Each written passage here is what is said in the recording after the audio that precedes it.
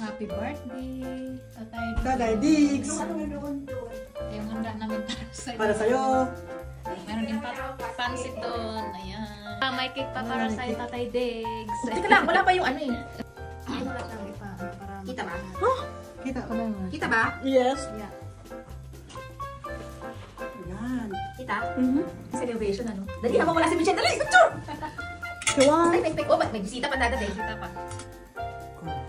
Birthday, stay healthy. Pupunta din kami dyan sa'yo. At magkita-kita din tayo. At saka magpalakas ka. At saka kumain ka ng munggo. na walang munggo. Kumain ka na kahit walang munggo. Kailangan mo yan. At saka, nasaan na yung Coke Zero? Sorry, yung tuhod. Diba? Kailangan magpa-picture tayo. Picture, talaga picture. Your favorite Coke Zero.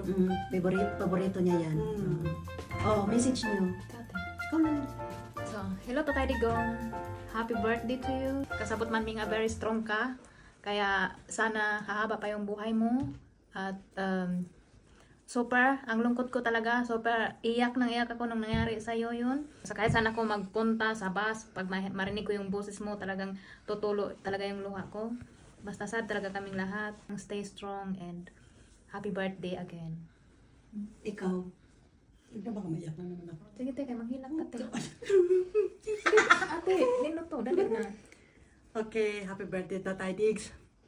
Sana maging malakas ka dyan sa Den Haag.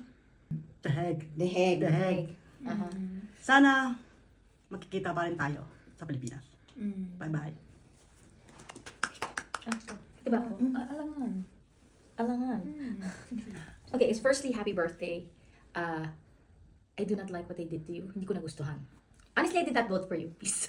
But, nakita ko, personally, na-witness ko, yung pagkakaiba ng administrasyon nyo. And I felt safe for a long time. I wasn't safe.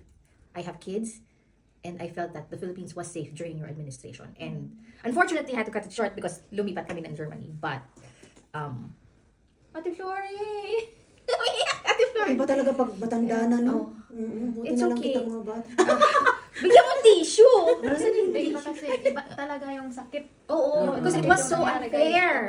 It It was so unfair. It was so unfair na para bang ang pinaglalaban nila yung human rights ng mga kriminal. But not the human rights ng biktima ng kriminal. Ang ginagawa nilang victim kasi is yung kriminal.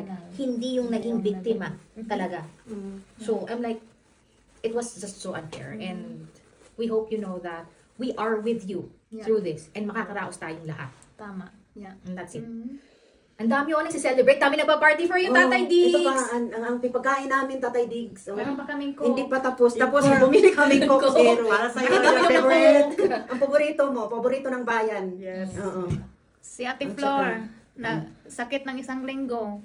Yes. Yeah. Dahil sa nangyari sa'yo. So, picture tayo ng merong ganito. Ayan, may kanya-kanya.